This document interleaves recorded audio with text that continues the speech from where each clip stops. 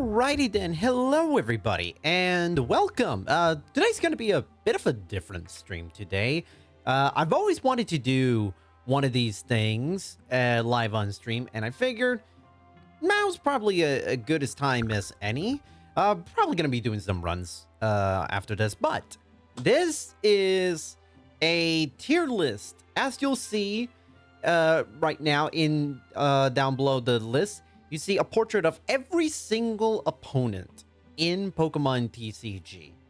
And we are going to be ranking them based on how easy or how tough they are as far as beating them in a speed run. Now, in a normal speed run, like half of these people wouldn't even be fought. However, I do a category called All Battles, which, as the name implies, you fight every single person on this list. And one thing that I wanted to sort of rack my brain around a little bit was seeing like how tough they are, trying to, you know, maybe even teach some of y'all who have maybe never either played this game or wanted to try out the all battle speedrun one day, and just basically just, you know, have some little bit of fun. I don't know how long we're going to be going doing this list, but afterwards we're probably going to be doing some 80% glitch list run. So the way it works is that I have with me on the left side of the screen the tier list, and I basically have them in 5 categories.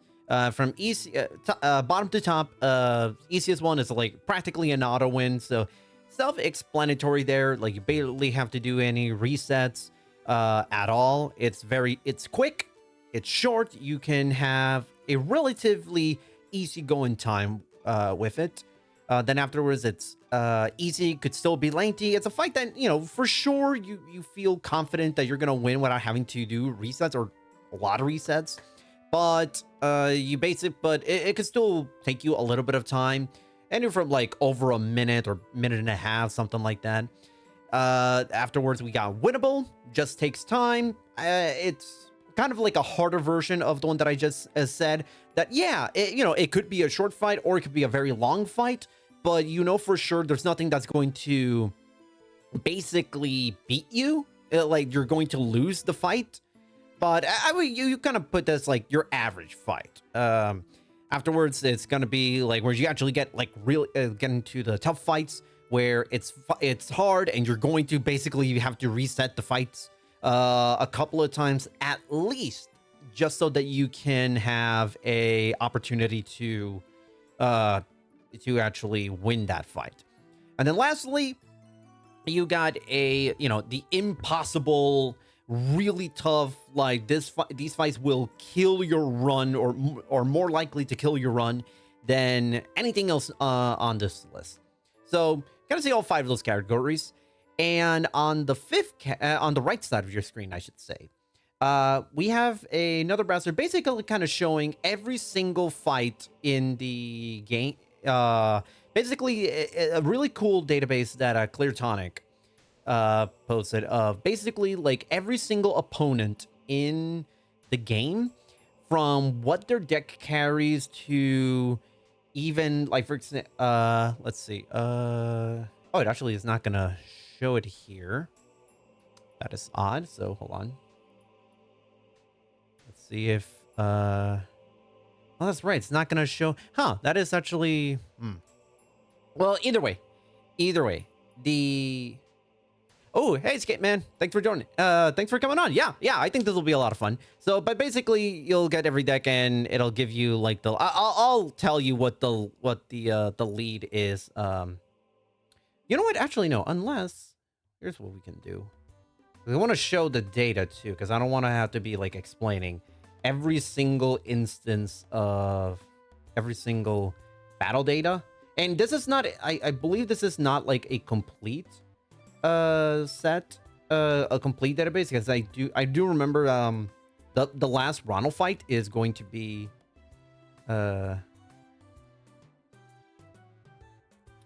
of course, I'm doing all this like right now instead of not having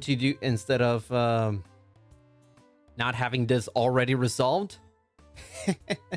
Yeah, just because I don't want to have to deal with the It's fine with my little follower. Okay. Let's see. I think this is it. I think this will work. Really, it's still not. Okay, well, you know what? It's good enough. It's good enough. So yeah, so basically what you see here is what every opponent will do, what every opponent will have in their deck, and what every single and what are the odds they're gonna have like only one Pokemon on in their lead, you know, or what are the odds that they'll have 5 Pokemon in on their bench, which, I mean, you'd be surprised. There are some fights that I've done throughout my entire speed running career that can actually get started with 5 on the bench. It is incredibly rare, but it is possible. So anyway, we are going to begin. Actually not going to begin with Adam. Where is he? Not even in this game? I guess not. That is very interesting. Okay, anyway. Okay, so let's start off. Aaron. For those of you who don't know, who probably never even who have played this game, you may not even know who Aaron is. Aaron is a lab aide at the Mason Laboratory. You can only find him on the on the side room of the Mason Laboratory. And basically what his deal is, he has, let's see, his whole deal is, if you beat him, you will get a booster pack that's filled nothing with energy. Really not a good way to get free energy. You can just easily get more energy from the guy that gives you 60 free energy at the start of the game. Much easier to do that. But he actually has 3 different decks that can are basically like different archetypes. I think I'm trying to remember what his decks are. He basically has 3 decks, each of them with 2 different types.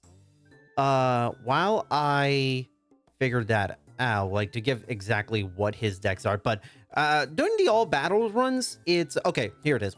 It's a lightning and fire deck, water and fighting, and grass and psychic. You know, if I'm being perfectly honest, I never really had much problem with Aaron. The issue, like when you're doing all battles run, the issue here is that you have to fight him 3 times because he has 3 different decks. It could either go into easy but lengthy, or winnable just takes time. Really, I believe the strat here is just use Diglett Trio, and you'll mostly have an easy time because his decks are not that good. They're not built well. The only problem here would be the Grass and Psychic deck if you were to use Diglett and Duck Trio only, mainly because half the deck can basically take you out. And he also has Paris. Paris can be a little bit difficult. I would say, you know what? I'll put him here for now. And as we go through this, I think it'll be different. Okay, so Adam. Adam is a Pokemon, basically one of the trainers in Fire Club. He's really not difficult. He really isn't. He'll mainly focus on, you know, Eevee and Magmar, and I believe this is yeah, that's level 24 Magmar. That's a 50 HP Magmar. That's not even the difficult Magmar. So I don't remember ever having an issue with him, because you can just basically do like Seal and Dugong and you're pretty much set. I can't remember off the top of my head. Maybe I should have had my you know, I'm gonna pull up my life split to see what my usual time was, because that'll basically dictate where he is going to be placed.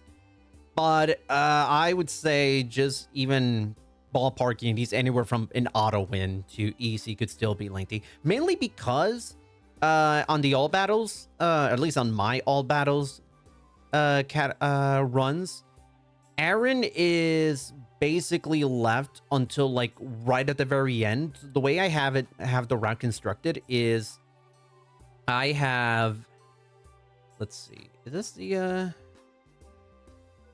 that's the right one? Yeah, this is the right one. Okay, so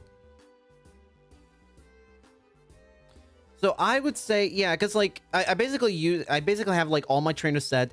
I go probably Steel and Dugong, and his deck can't touch it. I'm gonna say Adam's practically an auto win because we have such an amazing deck that by that point Adam really can't do anything to hurt us. Okay, now comes the real first difficult fight of the entire of this tier list. Amanda. Amanda is unbelievably difficult. So anyone who for those of you who don't know how annoying Amanda is, so the deal with Amanda, she is basically the ace, and I'm genuinely mean this. She is the ace of all of Water Club, including the Club Master, because she isn't a proper Water Club duelist. So her deck, her ace is Scyther, which is Grass type, and her deck mostly consists of Jigglypuff. And the problem here is that her only water type, Omanite, she has two water types, Omanite and Poliwag. Neither are weak to lightning, so you can't do Electabuzz strats here. You can't, the quick and risky way to beat Amanda is to basically use a Hitmonchan, but the problem is, the moment you see Scyther, because it resists fighting, you reset the whole thing. And you would think, okay, maybe that you get a counter for Scyther. Charmander. Shoutouts to Pinecone for like the excellent idea like last year, telling me to go for Charmander, adding in Charmander and Hitmonchan. So Charmander is a counter to Scyther, but the problem here is Charmander doesn't really fare well against Jigglypuff or Wigglytuff or Poliwag. That's the problem. And so you're now basically, not only are you hoping that you get an easy 1 versus 1 matchup, you also have to hope that you get the actual proper counter for it. And that can potentially be very time consuming. I remember back in the day, last year, before I got to Charmander, oh man, I'm not kidding when I say that I had to reset 14 straight times on like an offline practice, and it forever gave me like nightmares of having to fight Amanda.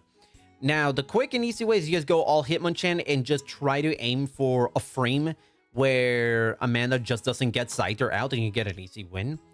But that still can be potentially difficult. This is tough because I want to put her up here because I think she is genuinely that difficult. The thing is, you usually leave Amanda, you usually take out Amanda like among your very first fight, or at least early in the game, so that if you lose to her, that is, you didn't waste a lot of time. I think I'll leave her up here. One killing impossible. No, well, she isn't. No, I'll put her down here because, man, it can be. Yeah. Let's see. I originally thought she'd be run killing, and then I learned how much more consistent Charmander is into her. Yeah, no, it really does. Charmander just makes it a little bit more consistent. The only thing you gotta watch out for is like if she has like a 3 versus 1 and all three of them are Jigglypuff, and all you got is a Charmander, then like you're really not not gonna have a good time like that. That's basically a reset. Amy, as we were just mentioning, the Club Master for this fight. Amy's not tough. I'm gonna be honest. She's not tough. Part of what makes her scary are two things, and both really fall down to just mainly RNG. Horsey and Lapras, because Lapras can confuse you. Horsey can basically stun lock you with Smokescreen, which for those of you who don't know, what Smokescreen does is if you get hit with Smokescreen, the following turn, you have to flip a coin if you want to attack. If it lands heads, then the attack goes through. If it lands tails, the turn is over. It's like the turn is automatically skipped. Sorry about that. Need to drink water. So yeah, that's part of, and well, Squirtle is also tough. Squirtle mainly because it can paralyze you. War Turtle can just make be a little bit difficult because it can inflict 40 damage, which if you're running a Charmander deck for Amy, and you're most likely going to have to use Pikachu, then 4 total can beat you. But overall, I don't find her difficult. But here's the thing.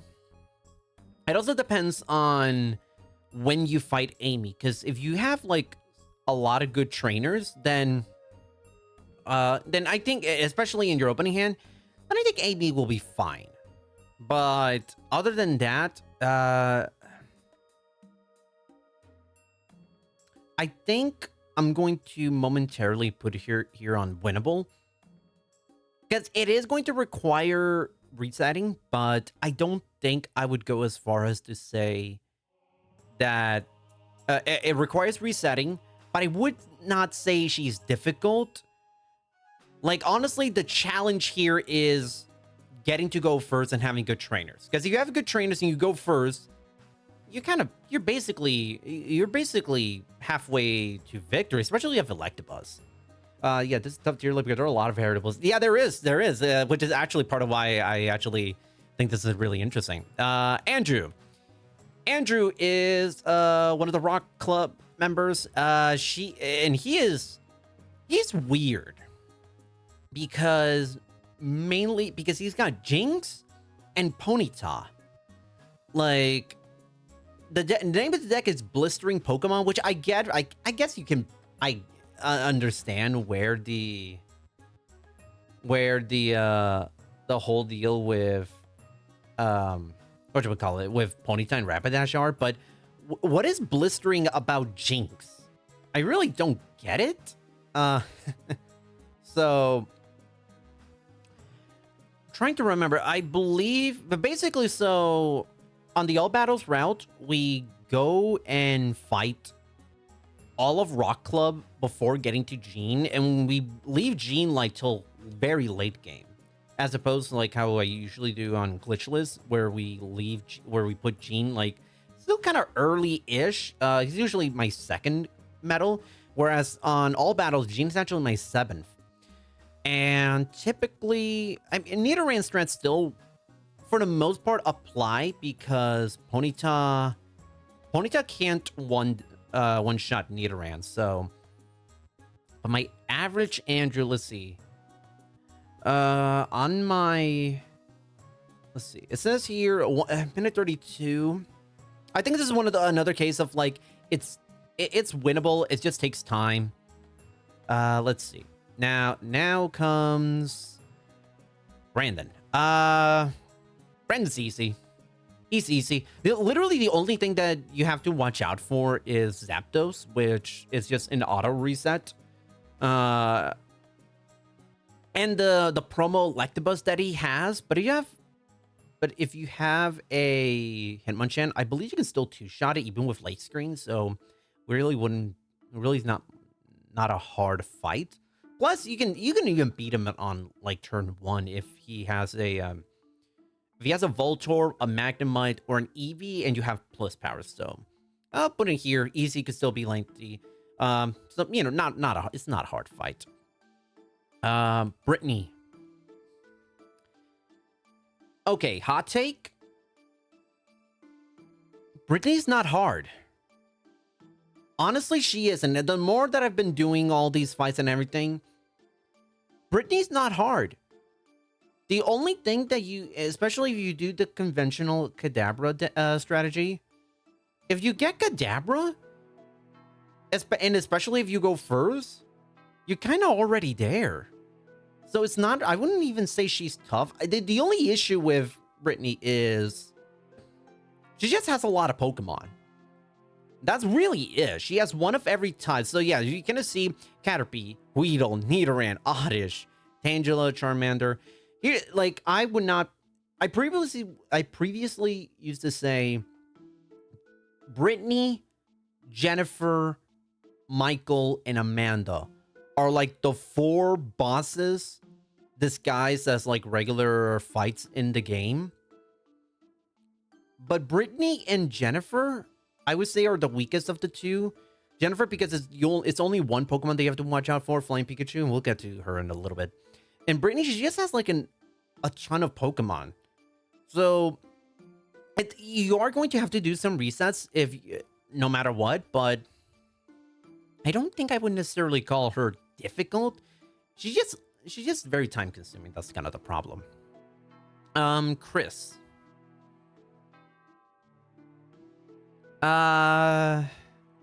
Chris is a poor man's Michael. And as you're going to see in a little bit, there's a bit of overlap for Chris and Michael. But Chris is the easier of the two. Or I should say, consistently, he is easier. That doesn't mean he is sometimes quicker, because I've had plenty of runs where the Chris fight ends up being longer than the Michael fight. With Chris, the issue here is he's got more Pokemon that could be time consuming. Lickitung and Kangaskhan, they could really take a long time. Especially, and also, if you have, and also the Meowth itself is not hard. Meowth is pretty easy. You can take it out in 2 turns. The problem is, if Meowth ends up getting Payday, it's a little bit of a time loss, because what Payday does is, it only inflicts 10 damage, then you flip a coin, and if it lands heads, Chris gets to draw a card. So, another one in the winnable just takes time. That little tier list is really getting popular. I feel like this obviously, well, I feel like the average should be the category with the most amount of people. Courtney. Okay, the first of the Grandmasters. Courtney's interesting. Because if we are to judge her just on the actual fight, she's actually easy. She's actually an easy fight. The problem here isn't even... The issue with the fight isn't even Courtney. It's the cutscene that plays before you fight Courtney. So, for those of you who haven't played the game, she is the first of the Grandmasters. And there is like, I don't know, like a 20-second cutscene that plays every time you're about to face Courtney. Because it basically is like a roll call of all the Grandmasters. And you can't save right before the fight, but after that cutscene is done. So every time you reset, you actually have to go for that entire cutscene again. I am judging these fights purely on the fight itself, because the whole cutscene, that doesn't make her more difficult. It just puts more pressure on your opening hand. And there's a lot of ways you can beat Courtney. There are more ways to beat Courtney than any of the other Grandmasters. You can beat her with Articuno. You can beat her with Dugong. You can beat her with Gyarados. I would even go as far to say you can even be cheeky and beat her with Lapras. If you have multiple copies of Lapras, why not? You can even do that. So judging her, if we were to include the cutscene, she would be here. But I'm judging based on her fight and her fight alone. And I honestly think she's easy. It's just that you have more pressure to have a good opening hand because of the fact that you have to go for the cutscene if you reset. Up next, Daniel. Daniel's whole deal is just mainly putting you to sleep. If you have full heal, if you have a couple of full heals, or you're lucky with your coin flips, Daniel's easy. The issue here is that there is mainly the Jigglypuff, because if it wasn't for the Jigglypuff, I would even go as far to say this is almost in practically auto win. Because you look at his deck is not. It's a gimmick deck just there to put you to sleep. But That Jigglypuff resists Psychic, and I am trying to remember right up there. See if I still have my all battle notes on his fight. What would I have? What would I need to fight? Daniel. Where did I have Daniel? Okay. Yeah, this was a... Yeah, so going for it with Kadabra actually is not the play here. Believe it or not, the play here is to actually go with the Magmar, Ponyta, and Charmander deck. It actually a fire deck. You're actually more better off doing that because the Paras can be very annoying. The Execute can be very annoying. The Ghastly can be taken out in one shot by any of those three. Any of those three Pokemon. Trying to remember. Trying to see what my all battle splits has Daniel at. If I could even find him. Jeez. Minute 32. Yeah. It's gonna be tough. Daniel, I put it here in. Well, actually, no. I think he's easy. I honestly think he's easy. RNG plays a bit of a factor in this fight more than others, but other than that, it's fine. David.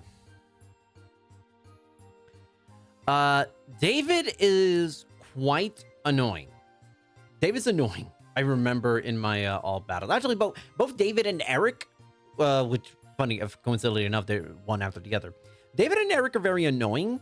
David, because he's got an all Nidoran deck, and his main lead is female Nidoran, which is a big time waster because Nidoran can do Furious Swipes is flip 3 coins and you do 10 damage for every headstone you pull off. It's very time consuming. And this is another instance, and not to mention it's got Grimer, Muck, Coughing, Pinsir.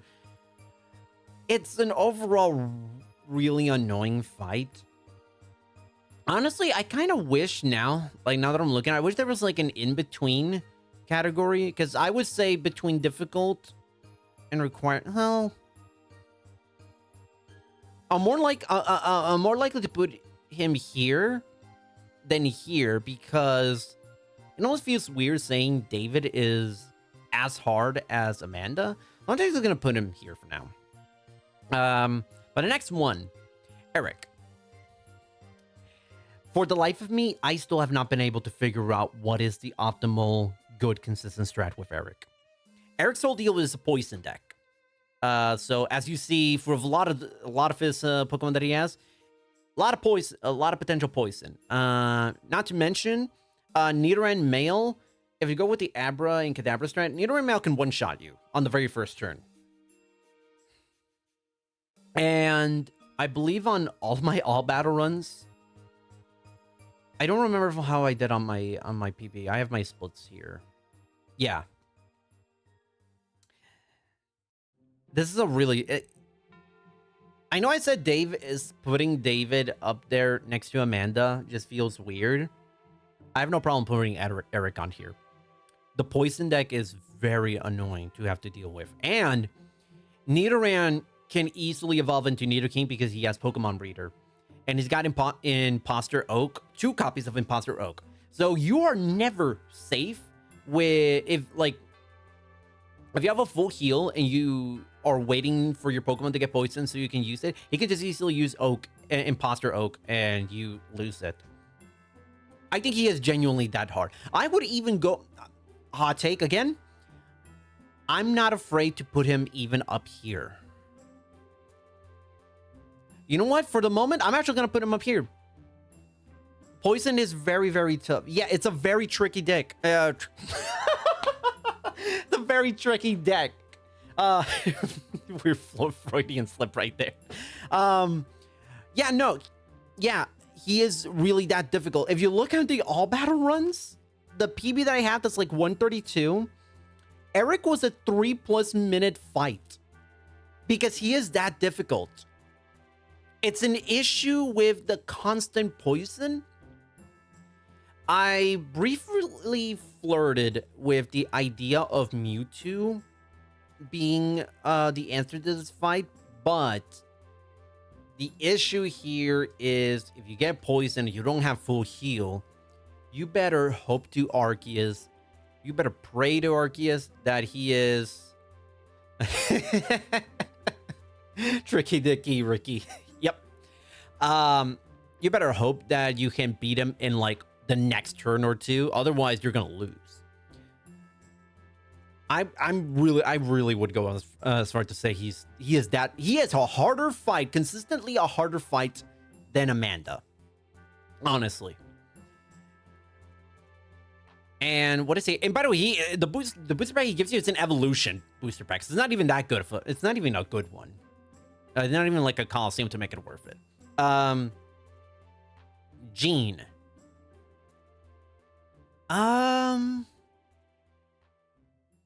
You know my history with Jean. I hate Jean.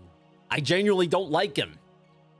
Like, literally yesterday, no, 2 days ago on stream, I had a potential sub 50 fight, sub 50 run that got ruined by a 5-minute Jean.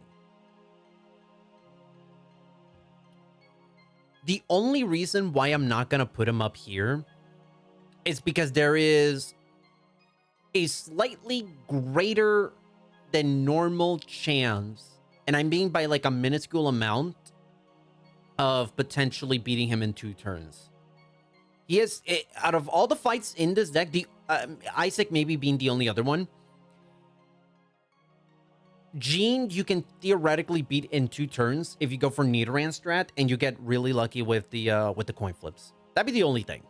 There's essentially 2 ways to beat him with Nidoran and Nidorino, and Scyther. And there's pros and cons to both of them. With Scyther, you almost never have to worry about it getting knocked out. The issue here is that you could potentially lose quite a bit of time if you're really unlucky with Leer. Whereas with Nidorino, you have an option, you have a way to escape Leer with the whatchamacallit. You have a way to escape with evolution, because Leer is gone when you evolve. Now, Scyther, you can potentially also get out of it if you have something like a Mysterious Fossil on your bench or a second Scyther, and you can just retreat back and forth, and you're out of the Leer line. That's another way, but it's not.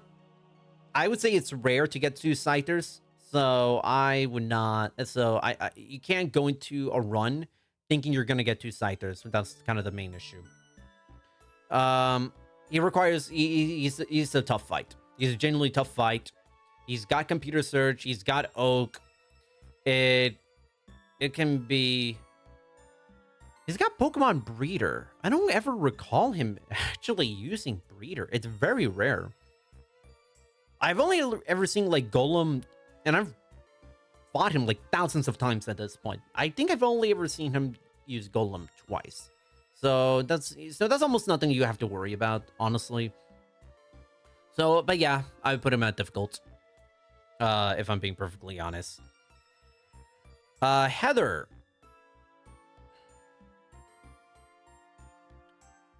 Heather's an interesting debate because you can make the argument for one of these 2.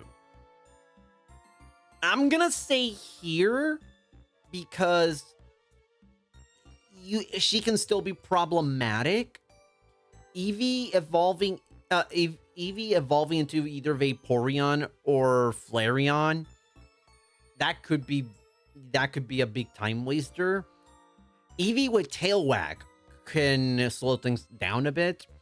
Venonat evolving into Venomoth, like that, you have to reset the fight. So easy could still be lengthy. The issue, and like, I would even say, even with the evolutions, I wouldn't even say it's a big time waster. Honestly, if it wasn't for Venomoth, she would be here.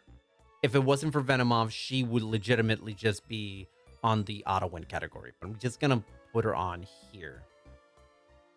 Imakuni. For some strange reason, Imakuni is like has a better built deck, with the exception of his signature card, but he has a better built deck than some of the bosses in this game, which is weird. It's weird to even think about, but I wouldn't say he's tough. I don't think so. Especially, like, I mean, for God's sakes, the world record for Imakuni percent is like a little over 3 minutes, and that's having to beat him 3 times. So he can't. I mean, there is no universe in which you would consider him difficult. Winnable, just takes time. I wouldn't even go that far. If we're basing it on one single deck, one single fight, even just the basic Bulbasaur deck is enough to get a quick win from him. So I'll put him in here. Let's see. Isaac. Depending on how you, what deck you build, and there's really only 2 answers to this. Hitmonchan or Dugtrio.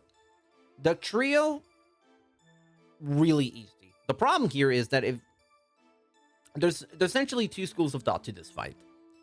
You can either be like me and use Hitmonchan and just, like, get a really, really good opening hand, and you can just beat him in a minute. Like, he's really easy. The problem, there's 2 issues here.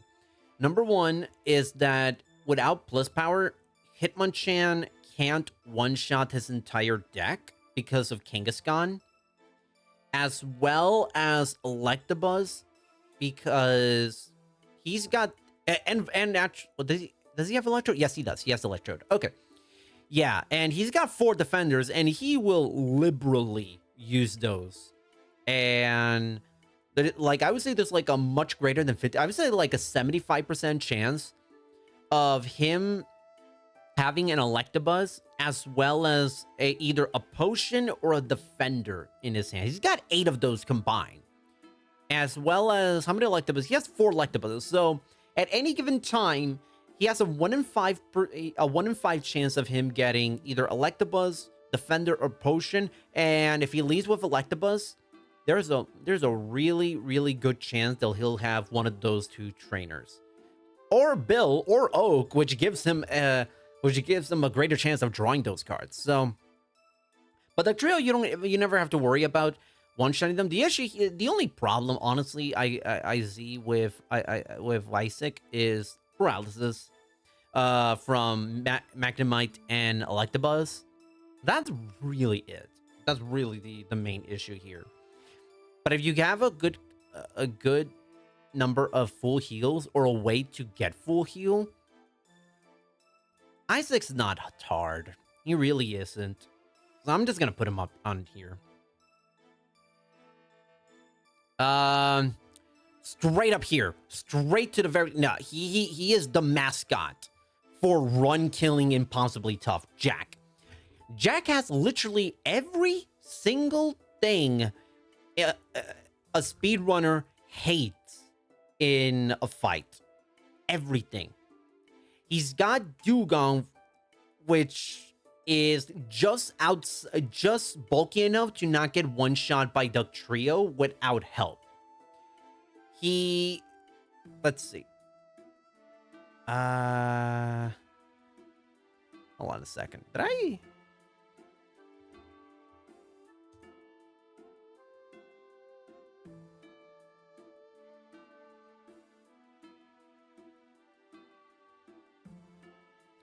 Okay, this is actually hold on, this is such a really funny thing.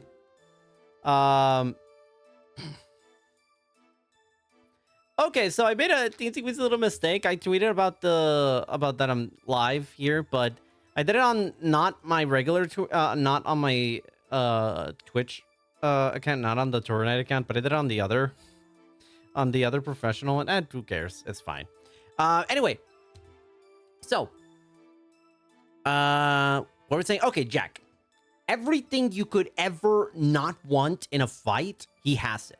Seal and Dugong, really tough. Lapras can confuse you and is also outside of Earthquake KO range.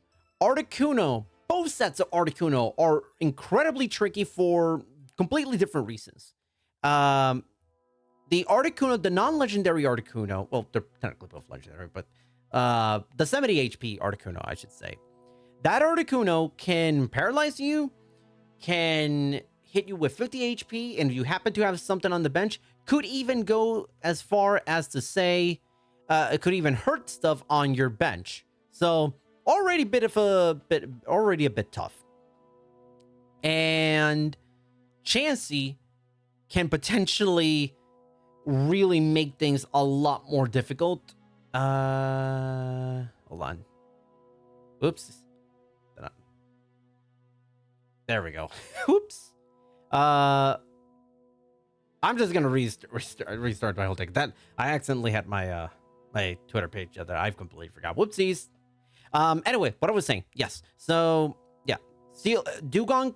I forgot to mention Dugong can hit you with 50 damage. That's quite a bit. If you already racked up a little bit of damage heading into the when you get to the trio, it could KO you really easily. Lapras, Confused Ray, it always feels like there's a greater than 50% chance of Lapras confusing you, which is a big problem. Articuno can paralyze you. The non-super legendary version of Articuno can paralyze you and can one-shot Diglett. Can one-shot. Legendary Articuno, the attack itself is not really an issue. It does 40 damage, but you almost never see him actually do that. But it requires 3 Earthquakes to beat. And its Pokemon power basically takes you out in... It can paralyze you upon entry. And he's got 2 of those suckers. And he also has 4 Scoop-Ups, which means theoretically, he can try and paralyze you as many as 6 times throughout the fight without even needing to attack.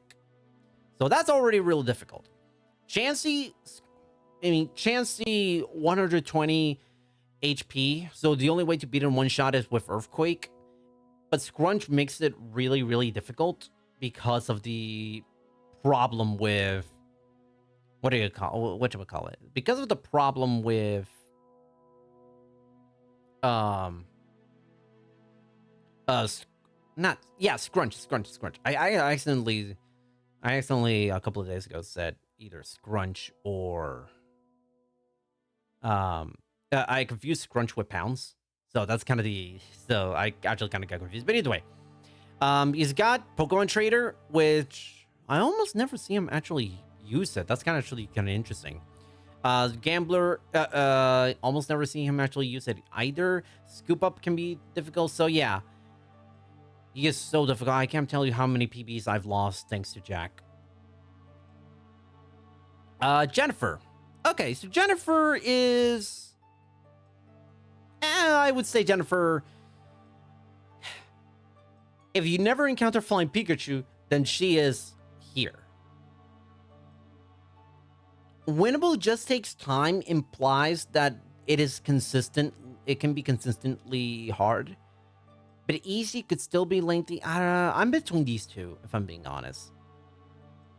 I wouldn't even... She's not difficult. It's just an issue with the Flying Pikachu. And she has a lot of ways to get Flying Pikachu. I'll just put her here for now. Yeah. I'll just put her here for now. Jessica. Yeah, Jessica... Similar issue with Jennifer. The deck itself is mostly easy. The problem here is the Doduo. If you encounter Doduo, then it's an auto reset.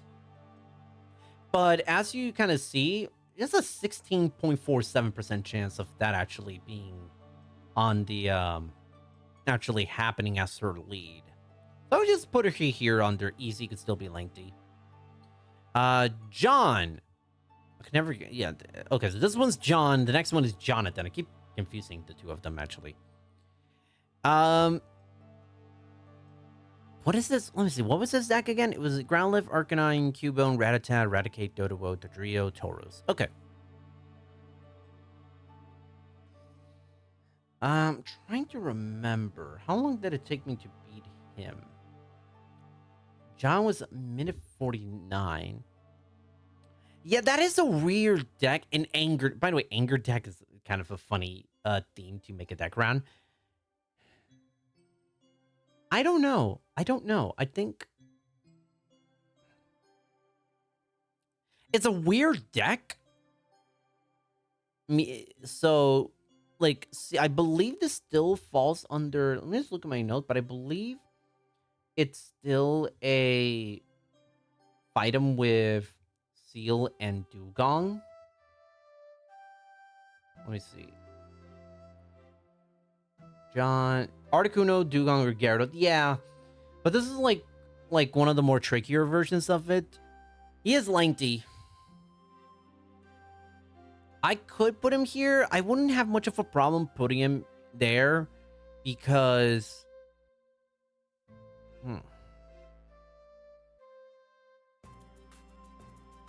Trying to think. Again, a similar situation to David.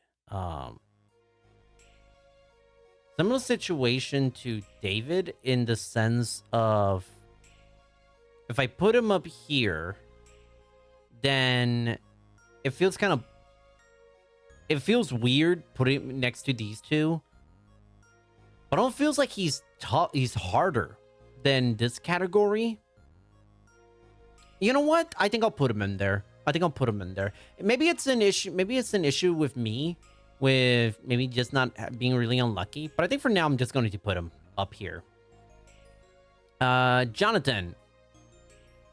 His deck is equally as weird, believe it or not. I mean, he's still got the fire thing going on, but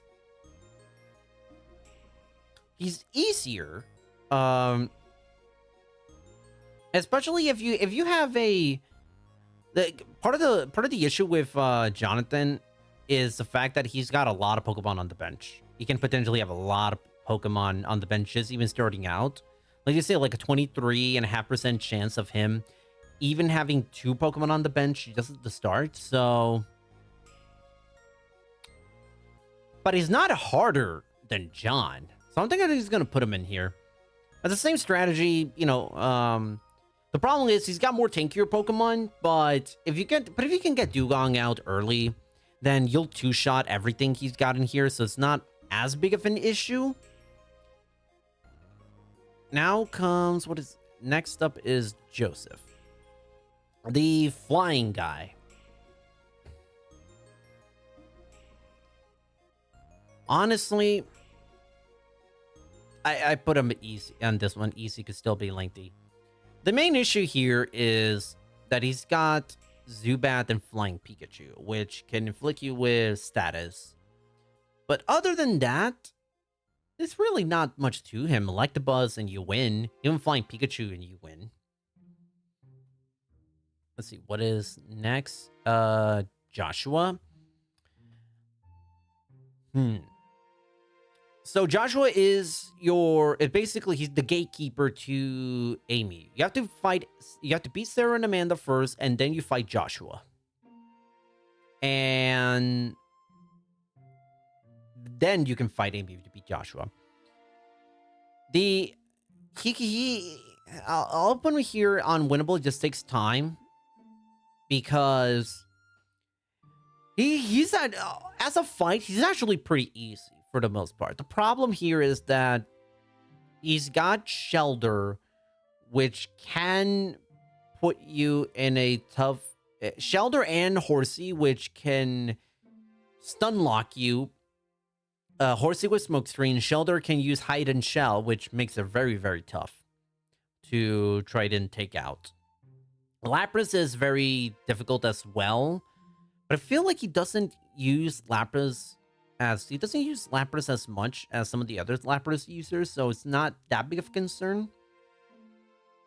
He also's got Krabby's the real wild card here because the issue isn't Krabby itself. It's mainly the issue with Krabby's call for family, which basically adds a Krabby onto the bench. And when you see a Krabby, you're for sure going to have to fight 2, 3, even 4 of them if you're really, really unlucky. So it can be it can be pretty time consuming, but you can potentially get like a really lucky fight with Joshua. For example, like you could go 1v1 against either Shelder or Tentacool and get a plus power going first, and you win on turn 1. And I've had that happen to me a couple of times. Now that I'm thinking about it, it's rare that you even get to 2 minutes on Joshua. I will even go, I'll you know what? I'll say, I'll put him down here on...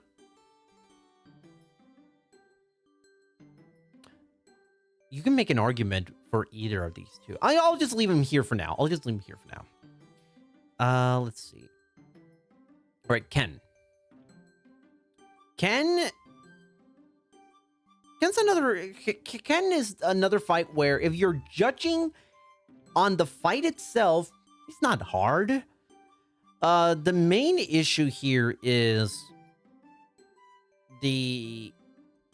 if you allow Growlithe to set up into Arcanine and you allow the Magmar to also set up, then that can be another problem. Chansey is a big stall, but not the worst offender of it. I'll put him here tentatively, but he's not a hard fight. Usually my Ken splits are like 2 minutes because I have to spend like 40 seconds doing a deck edit. So yeah, winnable. I could even go as far as to say he's here.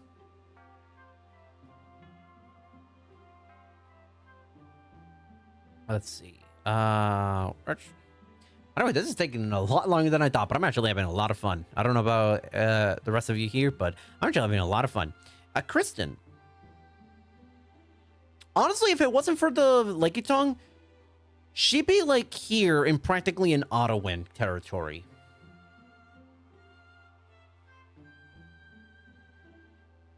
With a Lickitung, would I dare to keep her in here? Because depending on what you end up drawing,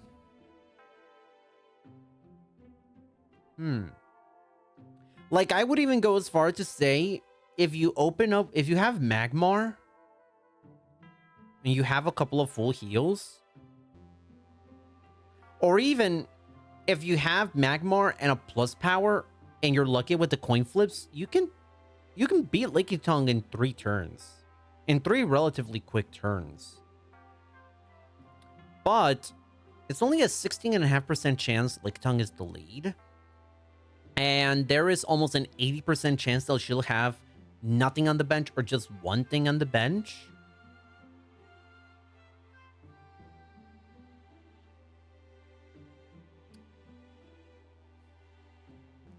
You know what? I'm gonna leave her in here. A lot of the Kristen fights that I get are actually really easy. And reset, and when I say practically an auto win, I don't mean like, oh, you can only do, you will never have to reset. Of course, there's always a chance you have to reset. I'm actually gonna keep her on practically an auto win. And now that I'm kind of like thinking about it, I might even go as far as to say Brandon could be in this category. I would even go as far to say that. And maybe even Nick. It's weird. It's weird because like if I'm putting Brandon here, then I have to put Heather in here. But it almost feels kind of a little disingenuous to say, I'm gonna just leave them there. I've had some really. I'm gonna put. Actually, no. Thinking about it, I'm gonna put Brandon here. I've had some headless that go as far as like 2 minutes, almost 2.5. I can't remember a time I've had something that bad with Brandon. Hell, a 90-second Brandon is like ungodly levels of bad. So I'll just say, I'll just put him here for now. Kristen, sorry, I went on a tangent on everything else besides Kristen. So what makes Kristen so easy? Mainly the fact that Bulbasaur and Oddish and even Bellsprout, actually everything on her, everything, I'm trying to think. I think everything except, I think the level 12 Tangela and Lickitung can be taken out in one turn with a good draw, and that being Ponytail, double colorless energy, and a plus power. And when I do this run, when I do the 90% glitchless runs, I usually have all three, and it's never really much of an issue. This is the fight where one of the fights I get the most one-turn wins out of everyone on this list. I think I'll just put it in here. And hell, you don't even need a fire deck to beat it. I've seen Welsh beat Kristen with Hitmonchan and get great times on it, so I think I'll just put her here practically in auto win. Who is next? Matthew. Matthew is... He's just an easier version of Gene. He really is. He's literally got almost the entire deck to a T, except for a couple of things. He doesn't have Oak, doesn't have Computer Search, he doesn't have Diglett and Duck Trio. What else doesn't he have? I think it's just Diglett and Duck Trio. But it does have Cubone and Snorlax. The Cubone's not an issue. It's the Snorlax that can be a potential problem. But if you have Nidorino, then you beat him in two turns, provided he doesn't have Defender. My splits with Matthew, they're good. I'll put him here on easy, could still be lengthy. Michael, oh my god. Michael is one of the hardest fights in the game because it's a really powerful deck early on in the game. The issue here is that Michael could just end you on a moment's notice. Like, you have to hope for a 1v1 and go first and hope that he doesn't have any good trainers, and all of his trainers are good. Even Scoop Up can be potentially good. Oh yeah, okay, that's interesting. He has full heal, but we never, when we fight Michael, it's usually done with Hitmonchan deck, so you never actually have to get to see him use it in action. Michael is interesting because you could very easily put him up there with Jack and Eric. You really could. Oh, hold on. I don't know why my cursor was weird. You could put him up here, but at the same time, I think I'm gonna leave him up here because in addition to his deck being really, really difficult,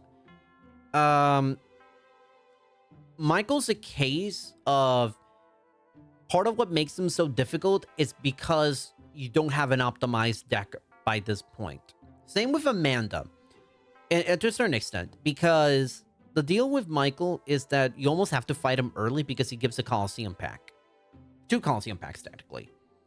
And you want to get that Coliseum pack as early as possible, and you want to get the some of the hard fights out the way as early as possible. So I would say, yeah, I'll put him here. Difficult, will require resetting. It's not like you can't get a good Michael, and good Michael, I would say anything under like a minute 15, minute 20. You can. I don't even saying like a minute 40 on Michael is not even bad. It could potentially, you can be really unlucky and go as far as to say like it's a 130, or I'm sorry, not like a 2 minute, 2.5, even 3 minute Michael. But at the same time, like great runs can survive a bad Michael. They can. So so that's why I would. So that's why I'm not gonna put him run killing impossibly tough. And I think because of Charmander being there, and you know, you can still potentially get really quick Amandas with Hitmonchan. That's also why I'm leaving Amanda here.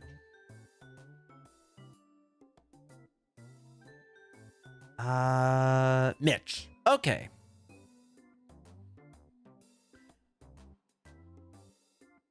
Mitch, to me, is another one of those fights that falls under the, like, in between difficult will require resetting and winnable. Because if you have a really good fight, if you have a really good opening hand, Mitch is easy. Mitch is pretty easy. So there's two ways to, there are two typical methods. No, in reality, technically there are as many as 4 ways to beat Mitch. The first one being Abracadabra, the second being Mewtwo.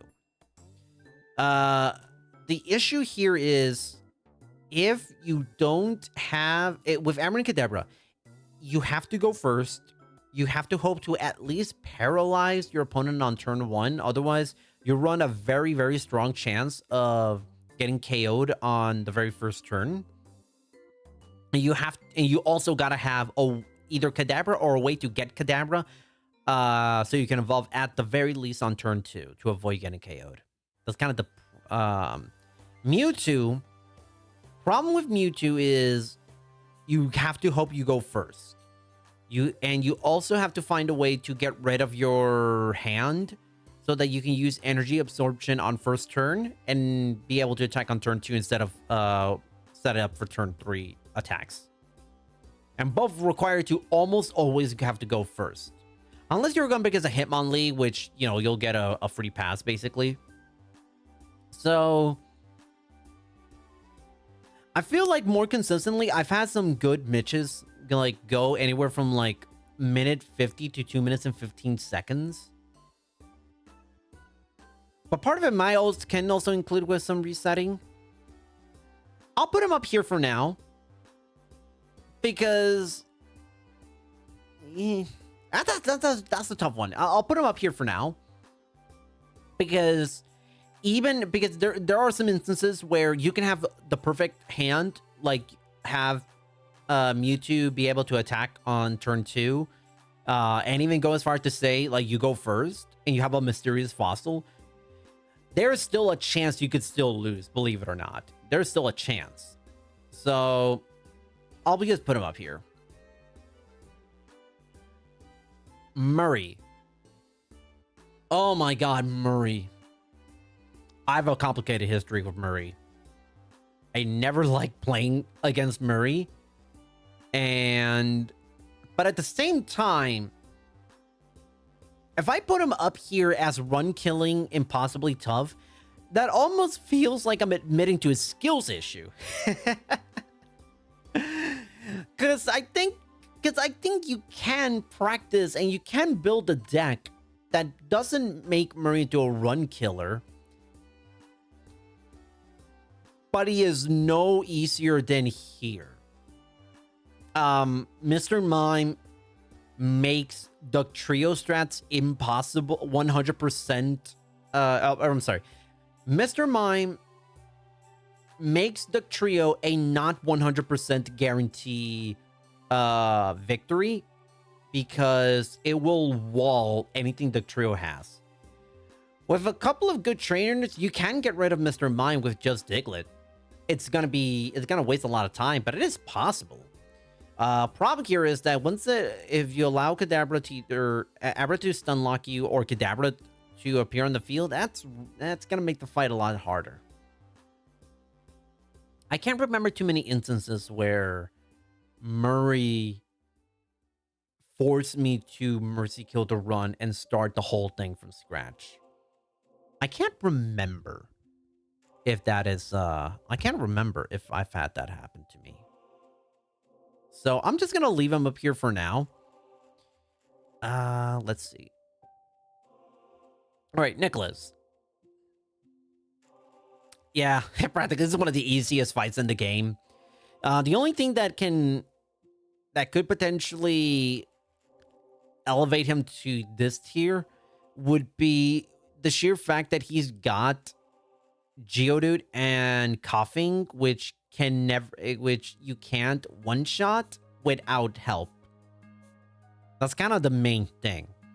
And Geodude can be extremely annoying because the RNG, for some reason, with this one specific fight, the RNG can get so annoying with Stone Barrage. And I'm talking like stuff that has like a 1% chance of happening occur in this fight. But you almost hardly ever need to reset. If anything, the only reason why you would reset is because it's like he gets like a real you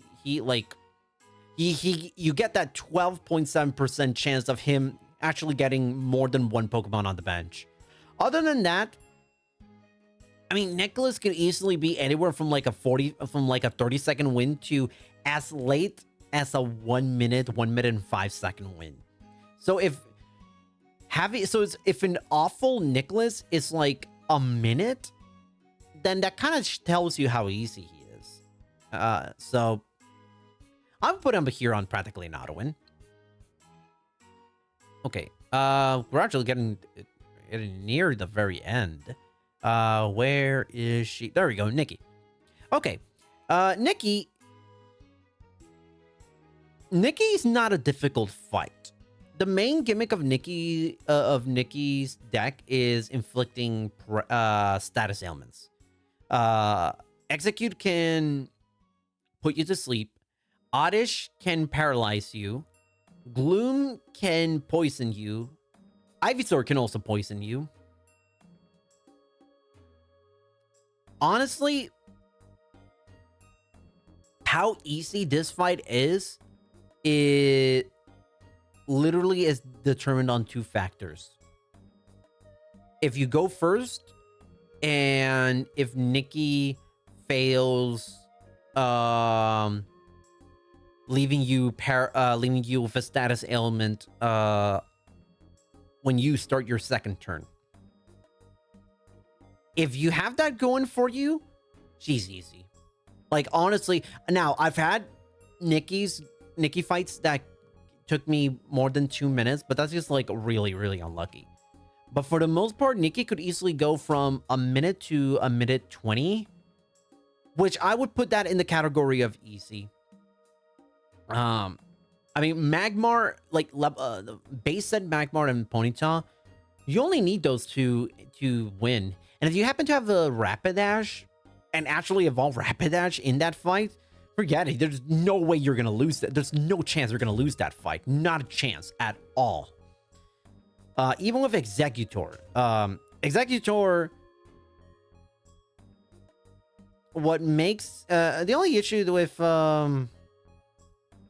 with Executor is the thing that it has a move called Big Explosion, which you flip a number of coins equal to the amount of energy cards you have it attached. And for every heads it lands, it inflicts 20 damage. But it's not even a big issue because you almost never see Nikki put more than 2 energy cards on Executor.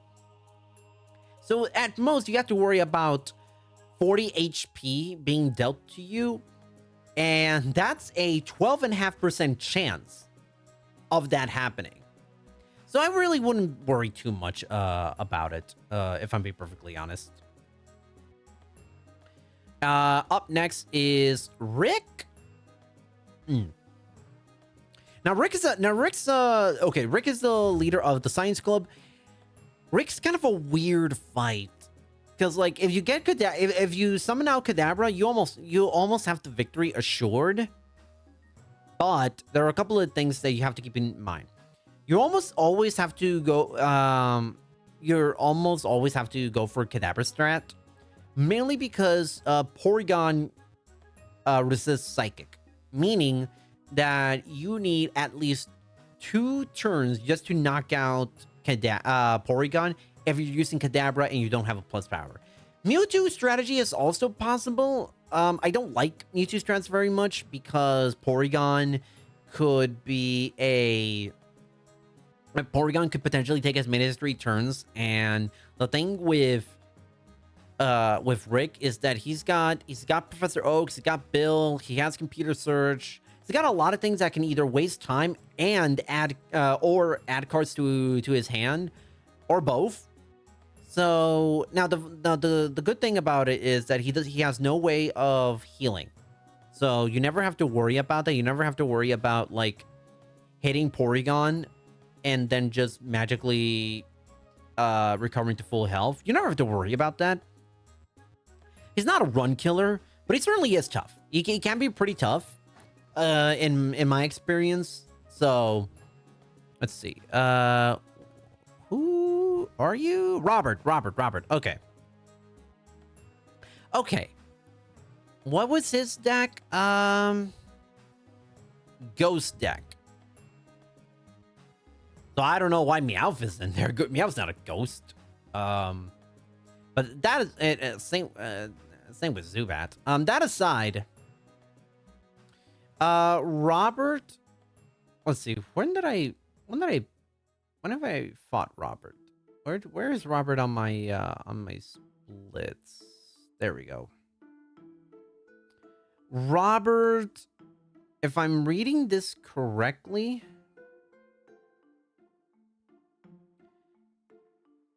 If I'm reading this correctly, Robert's Abracadabra strategy. He can be pretty time consuming, in my opinion. Just because Robert has a lot of Pokemon that can give you a little bit of trouble. He's got the 2 versions of Ghastly. One can paralyze you, the other can put you to sleep. Haunter is also annoying if you're put to sleep. Same Zubat's also annoying. He's got a lot of Pokemon that's very annoying. So Kadabra is probably the best bet because even when dealing with a Meowth and a Ditto, I mean, it's gonna take you 3 turns to beat it with Kadabra. 2 if you have a plus power, but you know, they're just gonna dare to take hits. So Robert, I wouldn't go as far to say he's easy. On paper he is, but when you really get down to it, he can provide he can lose you quite a bit of time. So that's why we're gonna put him in there. Rod. Oh my god. Like, Rod is the easiest member of the Grandmasters. He really is. Cue to me going like 2.5 minutes at Midwest Speed Fest. Because I talked trash about him. So he's got a really bad deck. If I'm being, his whole thing is that it's dragons, a legendary Dragonite deck. Even though you almost never see the actual Dragonite. Basically his end goal, his end game is getting out the Dragonair and Lapras, or leading off with Kangaskhan so he can draw more cards. He can be a little time consuming, but in the grand scheme of things, when you compare to his peers and you compare to the other fights where in the dome where you go with the trio, he's the easiest out of all of them. So I'll put him on easy. Could still be lengthy. 1 second.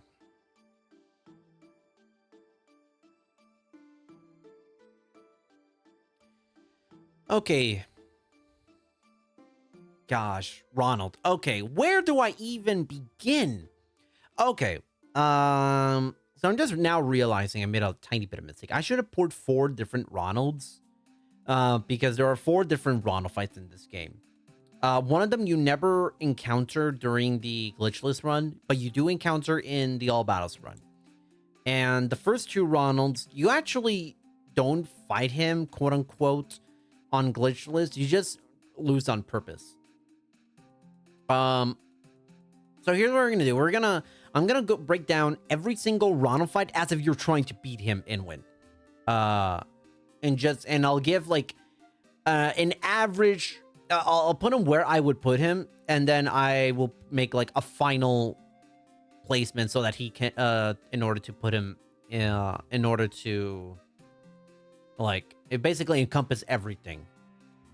So the first Ronald fight, it's easily Ronald at his deck building worst, because Ronald's really bad at playing the game. He really does not know how to actually. He really doesn't know how to actually construct a proper deck. So he's got fire, water, and fighting. But the problem with Ronald is that a lot of times he will open up with whatever is his lead. It could be Lapras, it could be Charmander, could even be Cubone. But then he, instead of adding anything to his lead, he will automatically, for some weird reason, like build up the bench and never properly attack with whatever he has in the lead. And we're judging him based on like how hard it is to actually fight him. I mean, he's easy. Like I honestly would put him almost at practically an auto win, because he doesn't, by this point, he has no idea how to play the game. He really doesn't.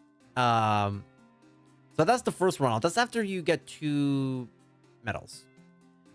Ronald 2 is slightly better in the sense that he has Hitmonchan, he's got Hitmonlee, he's got some strong Pokemon out there. Mr. Mime can also be pretty problematic as well. He's got plus power. He's got a potentially problematic deck.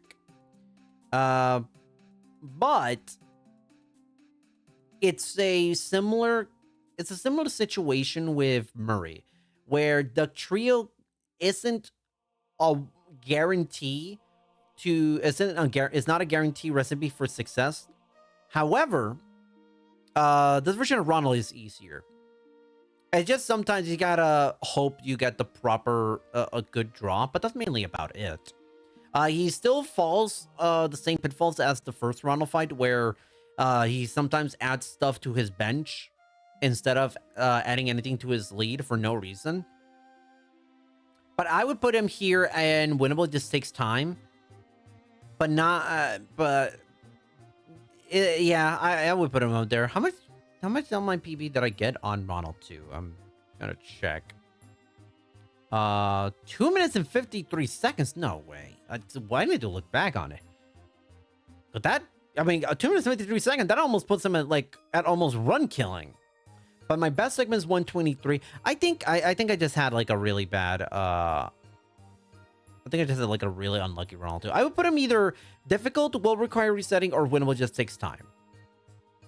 Ronald 3 is the Ronald that you fight in the finals of the Challenge Cup, which is why you never actually see him on a regular speed run. This version of Ronald. On all battles you can. On all battles you do see him. So this one is almost a similar instance to Amanda, where you can use an almost entirely one Pokemon, except for the fact that he has a Scyther. Now, as opposed to instead of Charmander for the Scyther that Ronald has, we actually will go for Magmar, or at least I would go for Magmar. And just basically, what did I have him? Yeah. So basically, this version of Ronald, you basically go Hitmonchan, the trio, if you have one, and base set Magmar. If not, Ponyta can work. Charmander can work. Not Growlithe. Growlithe, even though he's tinkier than Charmander and Ponyta, Growlithe doesn't have as much offensive potential as Ponyta and Charmander. That's kind of the main thing. So this version of Ronald, I would put him at winnable. Just takes time. Teetering close to easy, could still be lengthy. Ronald 4. Gosh, this one's weird because if we're like on paper, his deck makes no sense. All he has is fire energy, meaning Articuno and Zapdos can never attack, not even once. So the main gimmick is that he'll use those Pokemon to either inflict paralysis or get a free 30 damage on you. With a hint of like Rod being really annoying with Dragonair. You almost never see the Dragonite, but Dragonair is really annoying. Thankfully he doesn't have Lapras. I feel like if Ronald had Lapras, this version of Ronald, he would instantly be on the run killing almost difficult section. But because a lot of his if he doesn't get any of the legendary birds out, he can be left really vulnerable. So that's a good thing, but I would probably put him under here. So with all that being said, and honestly, I would say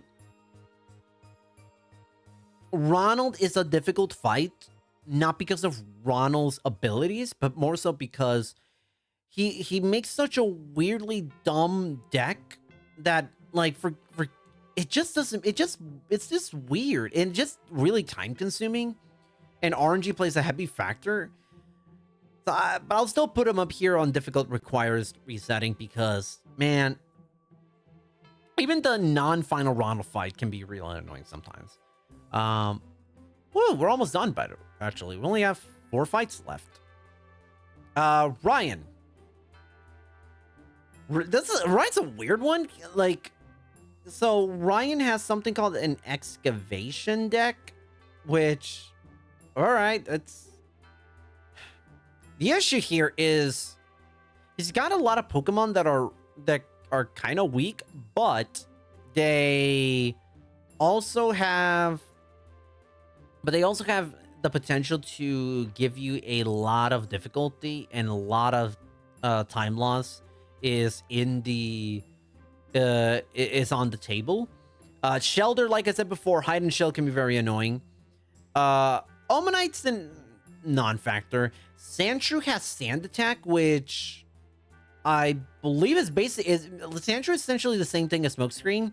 If you get hit with it, you have to flip a coin in order to attack. I believe that's how it works. Marowak can do a lot of damage if you don't have anything that resists Scyther going up against it. Hitmonchan is always annoying. Aerodactyl Aerodactyl's not difficult, in all honesty. But on paper, the deck is not difficult to contend with. It's just a matter of going with of not having to lose a ton of time, but it can be a little bit time consuming. So I'll put him at here. Winnable just takes time. Sarah. And by the way, but if you notice that Sam here, but you don't, Sam is technically also in here, but here's the thing. You never actually fight him on your own terms. When you fight Sam, you always get the tutorial deck. So I don't think it really is fair to kind of count him in. Plus on glitchless and on all battles, you skip Sam because you start the game as if you already have beaten Sam. Technically it's a tutorial, it's a hand-holding tutorial, but you still get the victory screen. You still get a screen that tells you, hey, you beat Sam. So I'm just skipping him. Sarah's an auto win. In all honestly, she is so easy that now, granted, it is extremely difficult to actually beat her in one turn, because you're going to need multiple plus powers no matter who you end up getting. But what makes Sarah so easy is really one thing. She only requires 2 prizes to beat. So you are either going to 1v1 her, or you're going to beat her with only 2 Pokemon to win. The only issue here with Sarah is that she's got Slowpoke, which is a time waster. It's a bit of a time waster. Don't let the fact that she's got so many evolution cards scare you, because she hardly ever evolves. You can either beat her with Hitmonchan, but you have to watch out for Farfetch'd, and Electabuzz can also be really easy. She's an auto-win, if I'm being perfectly honest. It's not, she's super easy. And again, don't let the fact that she has so many evolutions scare you. She will almost never use it, as I said. So, all right, 2 more. Stephanie. Let me tell you about Stephanie. If you don't play all battles, or you've never just had the curiosity to actually fight her, you don't know how difficult she is. She is essentially the all battles version of Amanda. Whereas you could go for Hitmonchan only, and it could work, but then you're all very vulnerable to getting hit with so many psychic types. And she can very easily, she will almost for sure, according to the numbers here, there is a 72.1% chance she will have at least 1 Pokemon on the bench. And you look at that list, Slowbro is tough. Mr. Mime, I've already explained it, why Mr. Mime is so difficult, but I'll just say it again. Anything that does more than 20 damage to Mr. Mime, it is automatically turned to 0 damage. Jinx is tough. She's got Licky Tongue. Like, oh, she is difficult. I will go as far to say she's actually harder than Amanda. She's actually a tougher fight than Amanda, if you could believe it or not.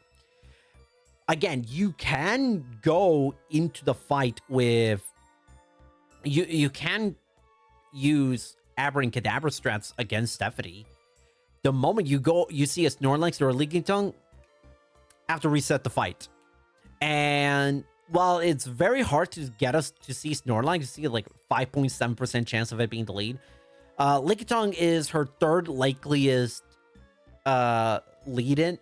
lead. So again, another really, really hard fight. You almost have to go at it with Hitmonchan and only Hitmonchan. Like Hitmonchan solo. And even then, you never, ever feel comfortable. Like, for example, like Jinx. Jinx can potentially beat you in 2 turns.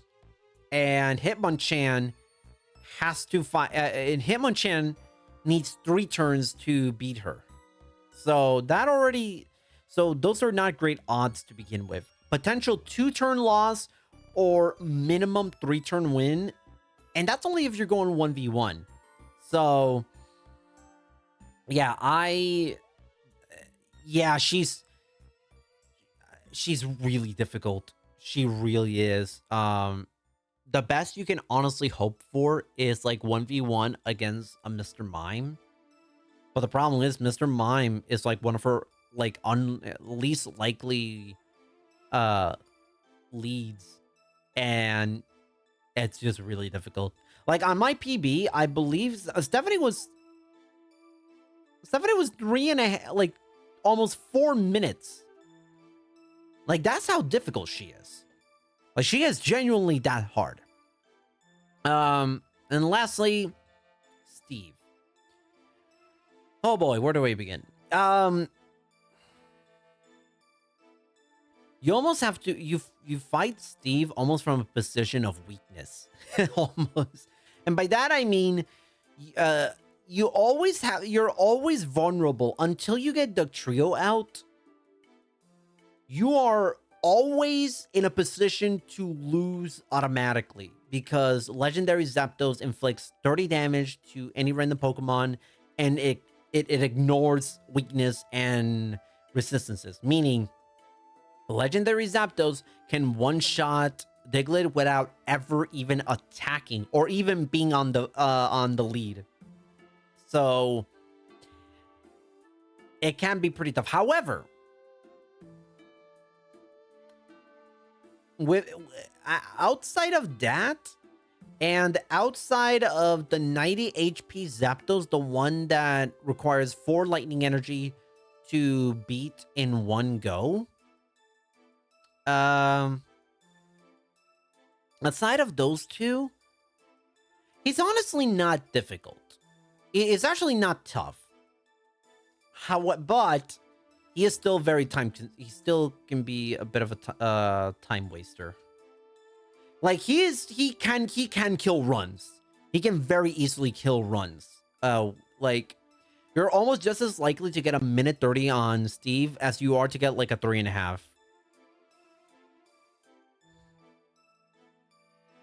And while I say all of that, the issue here is he's got 4 Zapdos, one of which can even one-shot the trio if you let him.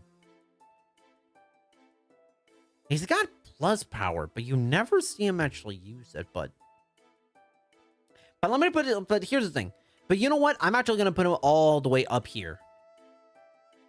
I mean, that Legendary Zapdos, I mean, it is impossibly tough. Like, if your ace is so broken that the online TCG, what do you call it? That the online community, the online Pokemon TCG community, and by that I mean like the people who play this game like online,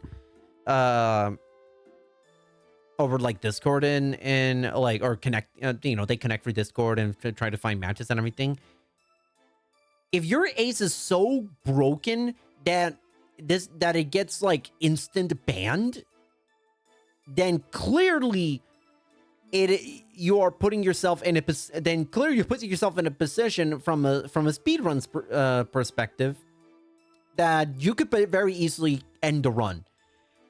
And again, you can have the best hand like 20 times over, like 20 straight times. The moment you see that Legendary Zapdos before you get your Duck Trio out, man, it's almost like game over. Not, and I say almost because there's a chance he could hit either something else that you have in your bench, like a fossil, if you have the wherewithal to put that in, or like a second Diglett. But either way, yeah, he is that tough. He really is that tough. So anyway, that is the tier list of every single fight in the game. And what I personally, you know what? Actually, I'm going to do one change. I'm going to put Aaron here. Because now that I'm thinking about it, Aaron...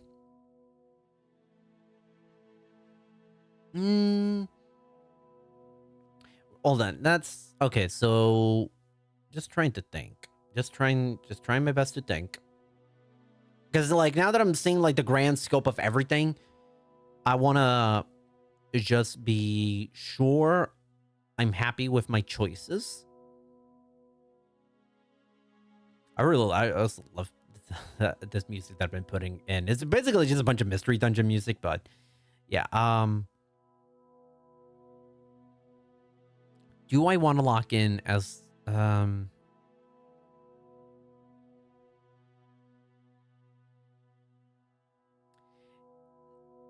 yeah.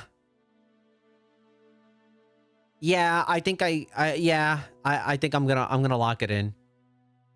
This is the tier list. Yep. Okay, I feel confident now in doing so. Because I'm not even I'm gonna keep it like that because if I keep talking, I might potentially like psych myself out and just keep making all these minute alterations, and I think I'm just gonna lock in how it is, and that is it. Yep, that is the tier list. Boy, this took me a lot longer than I thought it was gonna be, but still, it was a lot of fun. On this doing this tier list.